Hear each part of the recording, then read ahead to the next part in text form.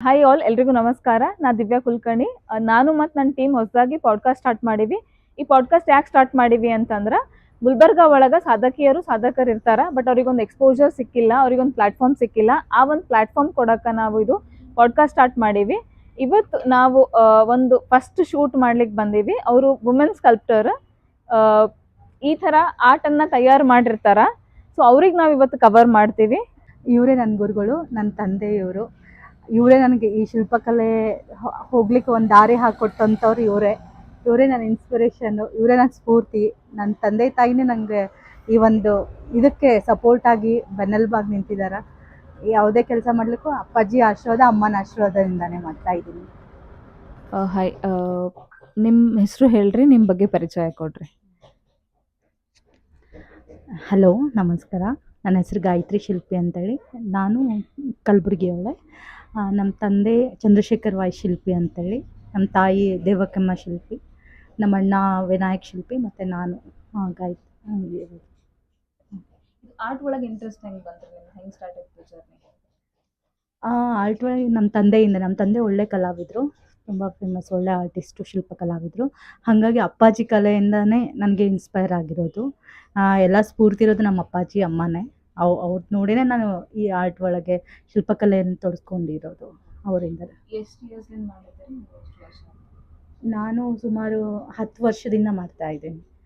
10 ವರ್ಷದಿಂದ ಇದೇ ಫೀಲ್ಡಲ್ಲಿ ಶಿಲ್ಪಕಲೆಯಲ್ಲೇ ನಾನು ಮಾಡ್ತಾ ಇರೋದು. ಇದು ಆರ್ಟ್, ಇದು ಶಿಲ್ಪಕಲೆ ಇರಲಿಲ್ಲ ಅಂದ್ರೆ ನೀವೇನು ಚೂಸ್ ಮಾಡ್ತೀರಿ ಕರಿಯರ್? ಏನು ಕರಿಯರ್ ಇತ್ತು? ಶಿಲ್ಪಕಲೆ ಇಲ್ಲ, ನಂದು ಇನ್ನೊಂದು ಕಲೆನೂ ಅಂದರೆ ಸಂಗೀತ ಕಲೆ, ಅದು ತುಂಬ ಇಂಟ್ರೆಸ್ಟ್ ಇದ್ದಿದ್ದು ನನಗೆ. ಹಾಗಾಗಿ ಅದರಲ್ಲಿ ನಾನು ಮಾಸ್ಟರ್ ಡಿಗ್ರಿ MA ಮಾಡಿದ್ದು ತಬ್ಲಾದಲ್ಲಿ. ತಬ್ಲಾ ತುಂಬ ಇಂಟ್ರೆಸ್ಟ್ ಇದ್ದಿದ್ದು ನನಗೆ, ತುಂಬ ಇಂಟ್ರೆಸ್ಟ್ ಇರೋದು.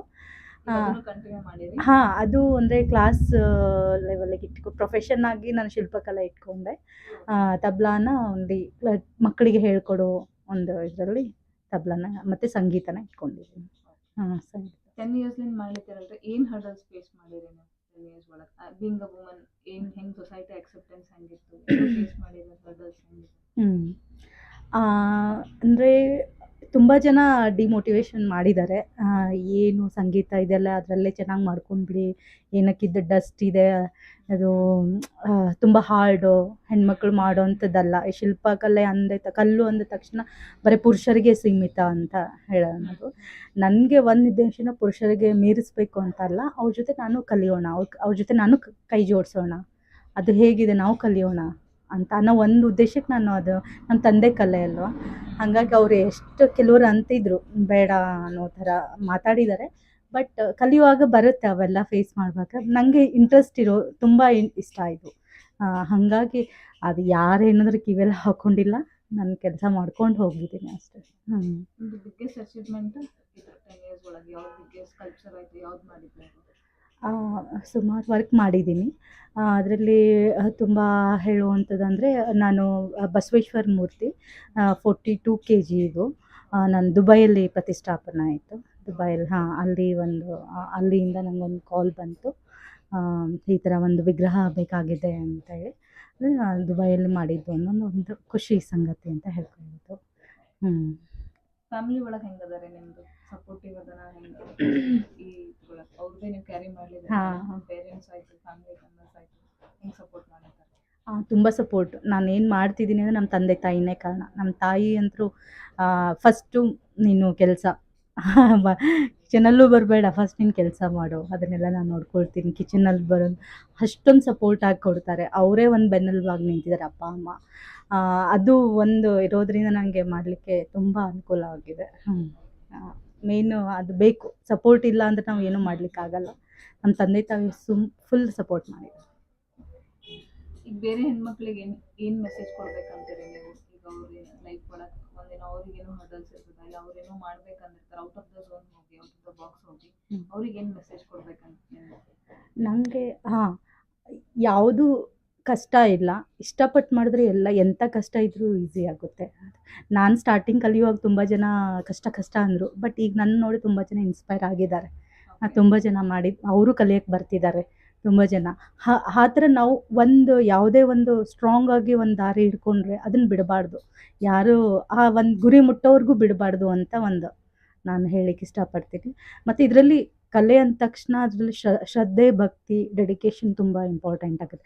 ಈಗ ನಾನು ಕಲ್ತೀನಿ ಅಂತ ಇಲ್ಲ, ನಾನು ಮಾಡ್ತಾ ಇದ್ದೀನಿ ಅಷ್ಟೇ, ಕಲಿತಾ ಇದ್ದೀನಿ. ಈಗ ಆ ಜರ್ನಿ ಹೋಗ್ತಾ ಇದೆ. ಯಾವಾಗ ಎಲ್ಲಿ ರೀಚ್ ಆಗ್ತೀನಿ ಗೊತ್ತಿಲ್ಲ, ನಡೀತಾ ಇದೆ. ಬಟ್ ಇಂಟ್ರೆಸ್ಟ್ ಅಂತೂ ಇರಲೇಬೇಕು. ಇಂಟ್ರೆಸ್ಟ್ ಇದ್ದರೆ ಅದನ್ನು ನಾವು ಮುಟ್ಲಿಕ್ಕೆ ಸಾಧ್ಯ. ಅಷ್ಟೇ, ಹಾರ್ಡ್ ವರ್ಕು ಬೇಕು. ರೆಕಗ್ನೈಸೇಷನ್ ಅಂತ ಹೇಳಿ, ಅವಾರ್ಡ್ಸ್ ಅಂತ ಹೇಳಿ ಇಲ್ಲಿ ಕವರ್ ಆಗಿದ್ದೀರಿ ಅಥವಾ ಬೇರೆ ಕಡೆ ಎಲ್ಲಾದರೂ ಪ್ಲಾಟ್ಫಾರ್ಮ್ ಸಿಕ್ಕಿದೆಯಾ ನಿಮ್ಗೆ ವರ್ಕ್ ರೆಕಗ್ನೈಸೇಷನ್ ಆಗಿದೆ? ಆಗಿದೆ. ನಂದು 2015ರಲ್ಲಿ ಕುಬೇರ ಸ್ಟ್ಯಾಚ್ಯು ಮಾಡಿದಂಥ ಕುಬೇರ ಸ್ಟ್ಯಾಚ್ಯೂಗೆ ಶಿಲ್ಪಕಲಾ ಅಕಾಡೆಮಿ ಅವಾರ್ಡ್ ಸಿಕ್ತು. ಅದು ಒಂದು ಆಯ್ಕೆಯಾಗಿ ಅದೊಂದು ಆಗಿದೆ. ಮತ್ತು ನನಗೆ 2017-18ರಲ್ಲಿ ಒಂದು ಶಿಲ್ಪಕಲಾ ಅಕಾಡೆಮಿ ಸದಸ್ಯೆಯಾಗಿ ನಾನು ಆಯ್ಕೆ ಆದೆ. ಯಾದಗಿರಿ ಮತ್ತು ರಾಯಚೂರು ಜಿಲ್ಲೆಯಿಂದ ನಾನು ಅಕಾಡೆಮಿ ಮೆಂಬರ್ ಆಗಿ 2 ವರ್ಷ ಕೆಲಸ ಮಾಡಿದ್ದೀನಿ. ಅದೊಂದು ಅವಕಾಶ ಸಿಕ್ತು. ಸುಮಾರು ಶಿಲ್ಪಕಲೆಯಲ್ಲಿ ಕರ್ನಾಟಕ ಸರ್ಕಾರದ್ದು ಕ್ಯಾಂಪ್ಗಳು ನಡೆಯುತ್ತೆ, ಶಿಬಿರಗಳು. ಹಂಪಿ ಉತ್ಸವ ಆಗಿರ್ಬೋದು, ಮೈಸೂರು ದಸರಾ, ಮತ್ತು ಕಲಬುರಗಿಯಲ್ಲಿ ಸುಮಾರು ಕಡೆ ಕಲ್ಯಾಣ ಕರ್ನಾಟಕ ಉತ್ಸವ ಆಯಿತು. ಅಲ್ಲಿ ಎಲ್ಲ ಕಡೆ ನಾನು ಶಿಲ್ಪಕಲೆಯಲ್ಲಿ ಪಾರ್ಟಿಸಿಪೇಟ್ ಮಾಡಿದ್ದೀನಿ. ಶಿಲ್ಪಕಲಾ ಹಿರಿಯ ಕಲಾವಿದೆ ಅಂತೇಳಿ ನನ್ನನ್ನು ಅದು ಅವಕಾಶ ಮಾಡಿಕೊಟ್ಟಿದ್ದಾರೆ. ಅದ್ರಲ್ಲಿ ನಾನು ಭಾಗಿಯಾಗಿದ್ದೀನಿ. ನನಗೆ ಇನ್ನೊಂದು ಏನು ಅಂದರೆ, ಈಗ ಹೆಣ್ಮಕ್ಳು ಅಂತೇಳಿ ಸಿಂಪತಿಯಿಂದ ನಾನು ತೋರಿಸ್ಕೊಳ್ಳೋಕೆ ಇಷ್ಟ ಆಗಲ್ಲ. ಅವ್ರ ಜೊತೆ ಮಾಡಬೇಕು ಅನ್ನೋದು ಒಂದಿದೆ ನನಗೆ. ಹಾರ್ಡ್ ವರ್ಕ್ ನೋಡಿ ಅವ್ರು ನನ್ನ ಕರೀಲಿ, ನಮ್ಮ ಕೆಲಸ ನೋಡಿ ಕಲೀಲಿ. ಯಾವುದೇ ಥರ ಫೀಮೇಲ್ ಅಂತೇಳಿ ಒಂದು ಇಟ್ಕೊಂಡು ಅದೊಂದು ಪ್ಲ್ಯಾಟ್ಫಾರ್ಮ್ ಅಂದ್ಕೊಂಡು ನಂಗೆ ಹೋಗೋದು ಇಷ್ಟ ಇಲ್ಲ. ನನ್ನ ವರ್ಕ್ ಏಬಲ್ ಇದ್ರೆ ಕರೀಲಿ, ಮಾಡಲಿ, ಅವಕಾಶ ಸಿಗಲಿ ಅಂತೇಳಿ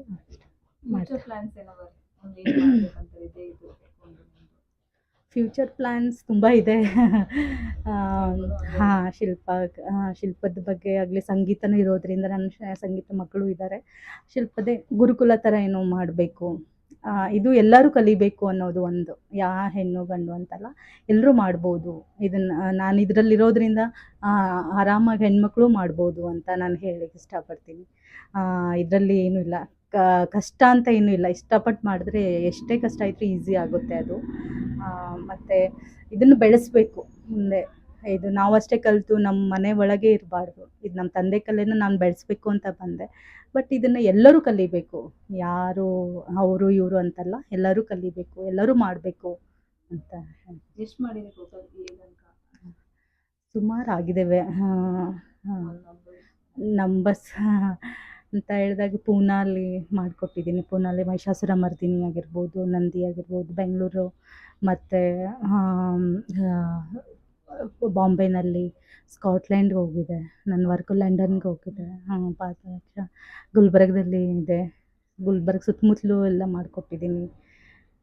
ಬೆಂಗಳೂರಲ್ಲಿ ಸುಮಾರು ವರ್ಕ್ಸ್ ಮಾಡಿದ್ದೀನಿ. ಮಾಡಿದ್ದೀನಿ, ಬಟ್ ಕಲಿಯೋದು ಭಾಳ ಇದೆ. ಯಾರಾದರೂ ಕಾಂಟ್ಯಾಕ್ಟ್ ಮಾಡಬೇಕಂತಂದ್ರೆ ಸೋಷಿಯಲ್ ಮೀಡಿಯಾ? ಫೇಸ್ಬುಕ್, ಹೌದು ಇದೆ. ಫೇಸ್ಬುಕ್ಕಲ್ಲಿ ಮತ್ತು ಇನ್ಸ್ಟಾದಲ್ಲಿ ಗಾಯತ್ರಿ ಶಿಲ್ಪಿ ಅಂತೇಳಿ. ಬೆಂಗಳೂರು ಬಿಟ್ಟು ಮತ್ತೆ ಎಲ್ಲೆಲ್ಲಿ ಕಲ್ತಿರಿ ನೀವು? ಯಾವ್ಯಾವ ಊರು ಒಳಗೆ ಕಲ್ತಿರಿ? ನಾನು ಬಂದೆ ಮೂಲ ಗುರುಗಳಾದರೆ, ನಾನು ಬೆಂಗಳೂರಲ್ಲಿದ್ದಾಗ ಬಿಡದಿ ಅಂತೇಳಿ KPJ art training institute, Canara bank ಅವ್ರು ನಡೆಸುವಂಥದ್ದೊಂದು ತುಂಬ ಒಳ್ಳೆಯ ಅವಕಾಶ. ಅದು ಎಲ್ಲ ಉಚಿತವಾಗಿ ಫ್ರೀಯಾಗಿ ಹೇಳ್ಕೊಡ್ತಾರೆ, ಊಟ ವಸತಿ ಎಲ್ಲ ಕೊಟ್ಟು. ಅಲ್ಲಿ ಹೆಣ್ಮಕ್ಳಿಗೆ ಇಲ್ಲ ಅಂದರೆ ಹೋಗಿ ಬರೋದು ಮಾಡೋದಿತ್ತು. ನಾನು ಡೈಲಿ 30 ಕಿಲೋಮೀಟ್ರ್ ಹೋಗಿ ಬಂದು ಮಾಡ್ತಿದ್ದೆ. KPJ ಆರ್ಟ್ ಇನ್ಸ್ಟಿಟ್ಯೂಟಲ್ಲಿ ನಾನು ಕಲ್ತಿದ್ದು. ಅಲ್ಲಿ ನರೇಶ್ ಮಾಸ್ಟ್ರು ಮತ್ತು ಉಮೇಶ್ ಗುಡಿಗಾರ್ ಅವ್ರ ಹತ್ರ. ಅದಾದಮೇಲೆ ಬೆಂಗಳೂರು ಯೂನಿವರ್ಸಿಟಿದು ಡಾಕ್ಟರ್ G ಜ್ಞಾನಾನಂದ ಅವ್ರದ್ದು ಗುರುಕುಲ, ಸಾಂಪ್ರದಾಯಿಕ ಗುರುಕುಲ ಅಂತಿದೆ. ಅವ್ರ ನೇತೃತ್ವದಲ್ಲಿ 3 ವರ್ಷ ಪ್ರತಿಮಾ ಶಿಲ್ಪ ಅಭ್ಯಾಸ ಮಾಡಿದೆ. ಅದಾದಮೇಲೆ ವ್ಯಾಕ್ಸ್ ಮೋಲ್ಡಿಂಗು ಟಿ ಮಯಾಚಾರ್ಯ ಸರ್ ಡೆಲ್ಲಿಯದು ಒಂದು ಪರಂಪರಾ ಅಂತೇಳಿ ಒಂದು ತರಬೇತಿ 6 ಮಂತಿದೊಂದು ಕೋರ್ಸ್ ಇತ್ತು. ಅದು ಒಂದು 6 ಮಂತ್ ನಾನು ಟಿ ಮಯಾಚಾರ್ಯ ಸರ್ ನ್ಯಾಷನಲ್ ಅವಾರ್ಡ್, ತುಂಬ ಒಳ್ಳೆಯ ಕಲಾವಿದರು, ಅವ್ರ ಹತ್ರ ಕಲಿತೆ. ಅದಾದಮೇಲೆ ವಿಪಿನ್ ಭದೌರಿಯಾಸ್ ಅಂತ ಇದ್ದಾರೆ, ಅವರು ನನ್ನ ಫ್ರೆಂಡ್ ಕಮ್ ಗುರು ಅಂತ ಹೇಳ್ಬೋದು. ಅವರು ತುಂಬ ಒಳ್ಳೆಯ ಕಲಾವಿದರು. ಅವ್ರ ಹತ್ರ ನಾನು ಆನ್ಲೈನಲ್ಲಿ ಒಂದು ಆಪ್ಷನ್ ಬರೋದ್ರಿಂದ ಆನ್ಲೈನ್ ಡ್ರಾಯಿಂಗ್ ಆಗಲಿ ಮತ್ತು ಶಿಲ್ಪದ ಬಗ್ಗೆ ಆಗಲಿ ಅವ್ರ ಹತ್ರ ನಾನು ಕಲಿತಾ ಇದ್ದೀನಿ.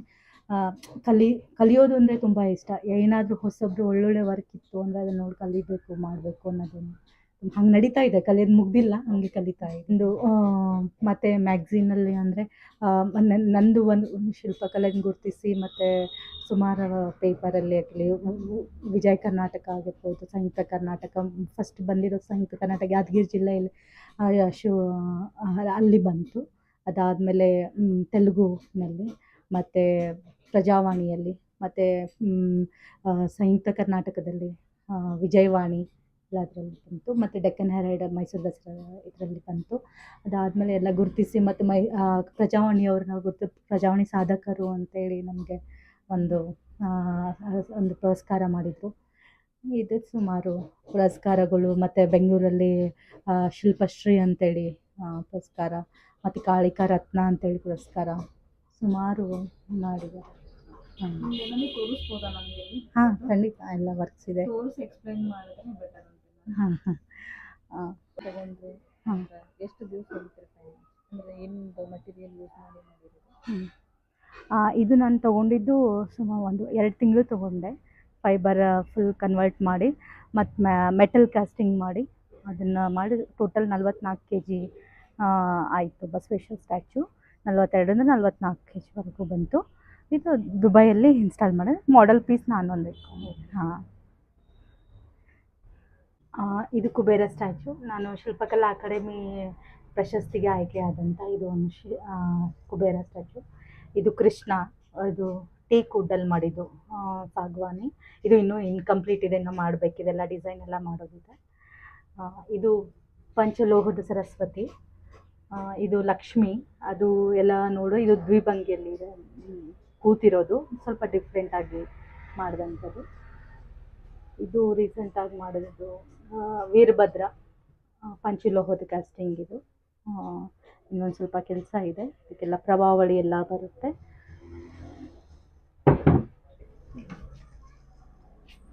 ಇದು ದತ್ತಾತ್ರೇಯ. ಇಲ್ಲೇ ಗುಲ್ಬರ್ಗದ ಗೊದತಾಯಿ ಕಾಲನಿಯಲ್ಲಿ ದೇವಸ್ಥಾನಕ್ಕೆ ಪ್ರತಿಷ್ಠಾಪನೆ ಆಗ್ತಾ ಇದೆ. ಇದೆಲ್ಲ ಆಗಿದೆ, ಪಾಲಿಶ್ ಒಂದು ಉಳ್ಕೊಂಡಿದೆ, ಪಾಲಿಶ್ ಮಾಡಬೇಕು. ಸ್ಟ್ಯಾಚು ಮಾಡೋಕ್ಕೆ ನಾನು 2.5 3 ತಿಂಗಳು ತೊಗೊಂಡಿದ್ದೀನಿ ಟೈಮು. ಕಾಗಲ್ಗುಂಬ, ಬಾಗಲಕೋಟೆ ಕಲ್ಲು.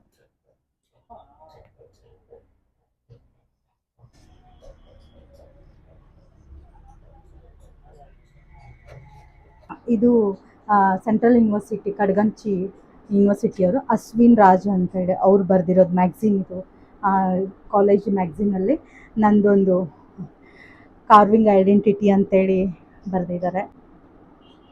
ಅವ್ರು ಯಾರು ಅಂತ ಪರಿಚಯ ಇಲ್ಲ, ಬಂದು ಹುಡುಕಾಡ್ಕೊಂಡು ಬಂದು ನನ್ನನ್ನು ಒಂದು ಇಂಟರ್ವ್ಯೂ ಮಾಡಿ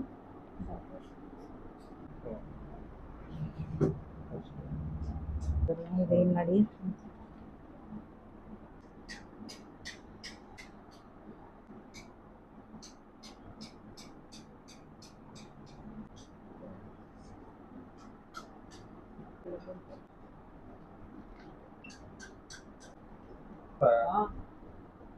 ನಾನು ಇವತ್ತೇ ಕಟ್ಟಿದ್ದೀನಿ.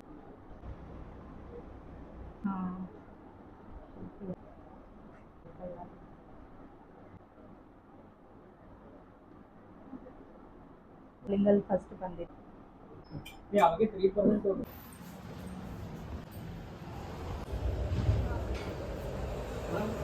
Thank you.